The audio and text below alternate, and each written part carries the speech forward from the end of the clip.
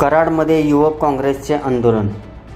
सातारा जिल्हा युवक काँग्रेस आणि कराड तालुका काँग्रेस कमिटीच्या वतीने आज कराड येथे जोरदार आंदोलन करण्यात आले। भारतीय युवक काँग्रेसचे राष्ट्रीय अध्यक्ष उदयभानू चिंब यांना झालेल्या अटकेचा तसेच महाराष्ट्र प्रदेश काँग्रेस कमिटीचे प्रवक्ते हनुमंत पवार यांच्यावर झालेल्या कथित मारहाणीचा निषेध करण्यासाठी हे आंदोलन छेडण्यात आले। आंदोलकांनी केंद्र व राज्य सरकारच्या विरोधात जोरदार घोषणाबाजी केली तसेच संबंधित घटनेचा निषेध व्यक्त करत कारवाईची मागणी केली। यावेळी आंदोलनात युवक काँग्रेसचे पदाधिकारी व कार्यकर्ते मोठ्या संख्येने उपस्थित होते। सागर दंडवते, पृथ्वी न्यूज, कराड।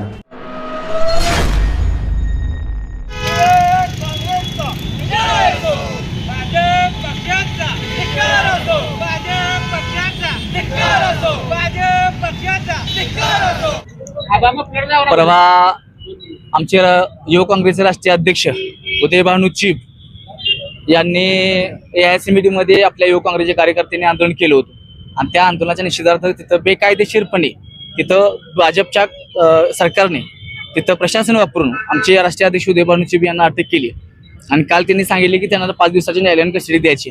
हे कुठेतरी लोकशाहीला घातक ठरतंय। जे आपण गांधीजींच्या मार्गाने जे आंदोलन करत होतो त्या आंदोलनाला कुठेतरी गालबोट लावायचं काम हे भाजप शासन करते आणि इथून पुढे जर असं होत राहिलं तर आता ही जुनी काँग्रेस राहिलेली आहे। आम्ही महात्मा गांधींना मानणारे सुद्धा आहे, पण आम्ही हे सुद्धा विसरत नाही की आम्ही चंद्रशेखर आझाद आणि भगतसिंग असतील यांना सुद्धा आम्ही मानणार आहोत।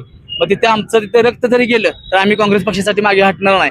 आमचे उदयभानू चिंब यांना जोपर्यंत दिल्लीहून त्याची सुटका होत नाही तोपर्यंत आम्ही दिल्लीपासून गल्लीपर्यंत आम्ही प्रत्येक गावागावात, प्रत्येक तालुक्यात, प्रत्येक जिल्ह्यात आणि प्रत्येक गावात आम्ही आंदोलन करणार अशी तुम्हाला ग्वाही देतो। खरं तर हे आंदोलन बीजेपी सरकारचा निषेध करण्यासाठी आणि हा निषेध का तर कुठेतरी बीजेपी सरकार सतत लोकशाहीला संपुष्टात आणण्याचा प्रयत्न करते।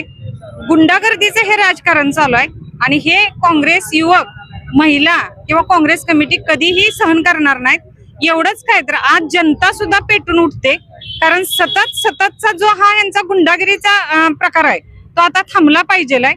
कितीही म्हटलं तरी आज हनुमंत पवार एक सत्यासाठी, लोकशाहीला वाचवण्यासाठी आणि संविधानाचा विचार घेऊन ते विचार मांडत असतात आणि जर त्यांचं खच्चीकरण होत असेल, त्यांच्यावर मारहाण होत असेल तर ही जनता कधीच सहन करणार नाही। दुसरी गोष्ट, आज अनेक ठिकाणी अत्याचार होत आहेत, तिथं सरकारचं लक्ष नाही, गृहमंत्र्याचं लक्ष नाही, दररोज उठून हाणामारी चालू आहे तिकडं लक्ष नाही। म्हणजे हे कळत न कळत ब्रिटिशांचं राज्य आलंय असं मला आता वाटायला लागलंय आणि याचा जाहीर निषेध करण्यासाठी आम्ही सगळेजण एकत्रित आलेलो आहे।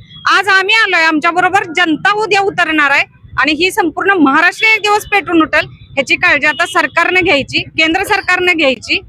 धन्यवाद।